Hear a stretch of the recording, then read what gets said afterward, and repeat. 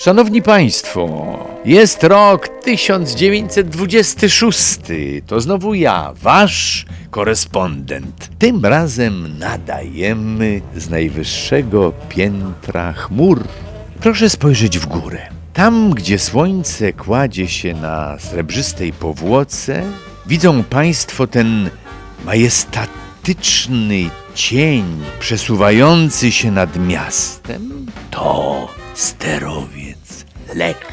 Prawdziwy lewiatan niebios, relikt czasów, gdy lotnictwo było dostojne, ciche i niezwykle ryzykowne. Właśnie teraz, w 1926 roku, Lech szykuje się do ostatniego cumowania. Przechodzi na zasłużoną emeryturę. Pewna epoka dobiega właśnie końca. Żegnamy wielkie gondole, witamy ciasne, skórzane kokpity. W 1926 roku pułkownik Ludomił Rajski reorganizuje polskie lotnictwo. Wszystkie samoloty zyskują jednolitą barwę ciemnego khaki, podkreśloną znaną już wszystkim biało-czerwoną szachownicą.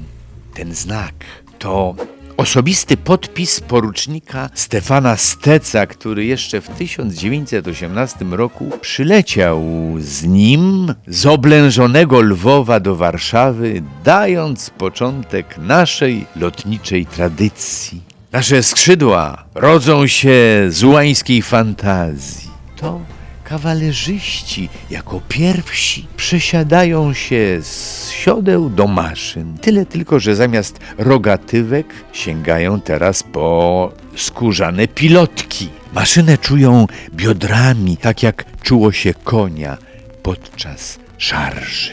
Na niebie robi się coraz stłoczniej i coraz głośniej. To poczta lotnicza dostarcza listy szybciej niż najszybsze pociągi, a pierwsi pasażerowie odkrywają świat w lotach rejsowych.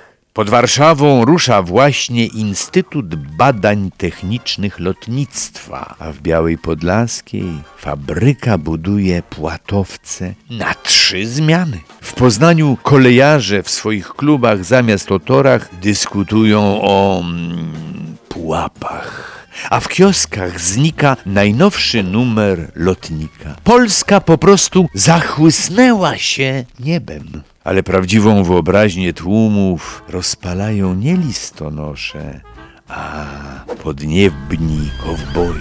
Świat oszalał na punkcie kolejnych rekordów. Amerykanin Kelly, Francuz Doisy czy sowiecki lotnik Gromow. Każdy chce lecieć dalej i szybciej. I właśnie w tej atmosferze 27 sierpnia o 4:25 rano na start kołuje on, Breguet 19. Maszyna z niemałym stażem, silnik ma już za sobą 100 godzin pracy i według ówczesnych pojęć jest już w połowie zużyty. Ale kapitan Bolesław Orliński wierzy w potęgę woli. Wraz z mechanikiem Leonardem Kubiakiem ruszają w nieznane. Żegna ich tylko kilku przyjaciół oraz przybyli na tę okazję japońscy oficjele, którzy ostrzegają krótko: nie lećcie, zabiją was tajfuny. Zaczęło się od złej wróżby. W Moskwie Orliński, wysiadając z kabiny, tłucze nogą lusterko lotnicze. Przesądni bledną, a Kubiak odkrywa coś gorszego. Szczelinę w śmigle. Mimo to lecą dalej. Pod Kazaniem ulewa jest tak gęsta, że unoszą się tuż nad wierzchołkami drzew, a potem trzymają się koryta Wołgi. Gdy docierają nad Ural, mgła pożera świat. Wysokościomierz pokazuje 1000 metrów, a oni czują, jak podwozie niemal ociera się o czubki sosen.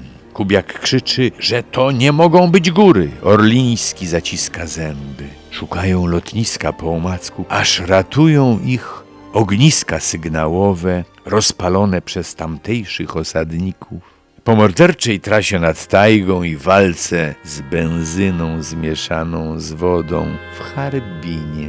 Wreszcie Japonia. Nad świętą górą Fuji nasi lotnicy zaglądają w sam krater wulkanu.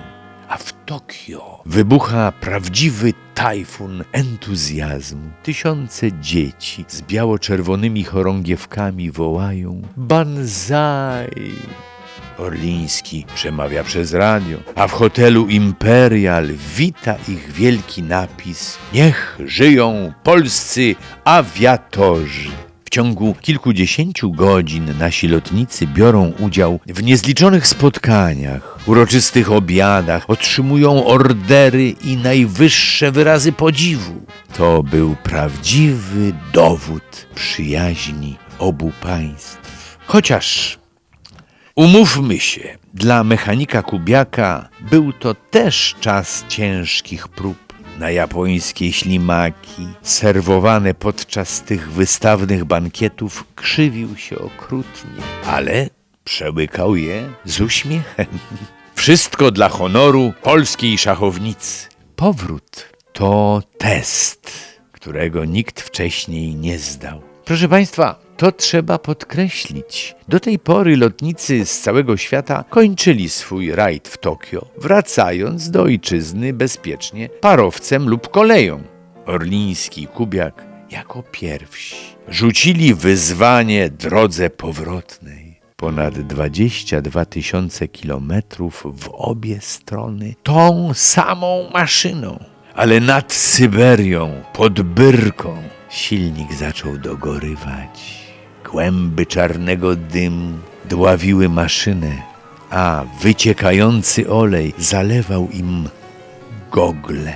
Przymusowe lądowanie w stepie kończy się katastrofą. Maszyna ryje nosem w ziemię, a lewe dolne skrzydło pęka z przeraźliwym trzaskiem.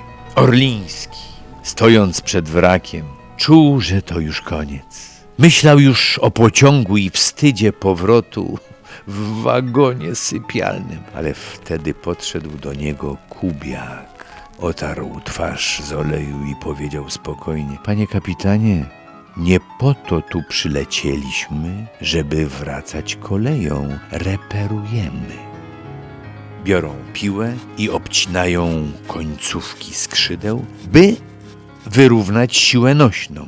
Burjatki z okolicznych osad pomogły im, zszywając płótno na mrozie. Orliński startuje okaleczonym ptakiem. Śmigło powiązane drutem. Olej wycieka na twarze, silnik dogorywa, a oni lecą nad Bajkałem, zaledwie 100 metrów nad wodą, ale lecą jako pierwsi na świecie, zamykają tę morderczą pętlę. Gdy po 121 godzinach lotu siadają w Warszawie, stolica szaleje. To wielka feta państwowa.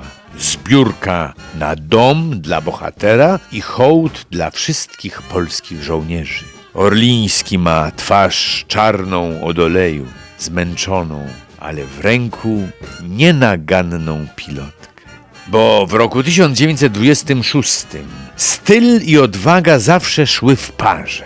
W manufakturze Sterkowski tworzymy nasze czapki z tą samą pasją od 1926 roku, by każdy z Państwa mógł poczuć w sobie odrobinę tej ułańskiej, podniebnej wolności. Dobranoc Państwu i pamiętajcie, w 1926 roku niebo nie było granicą.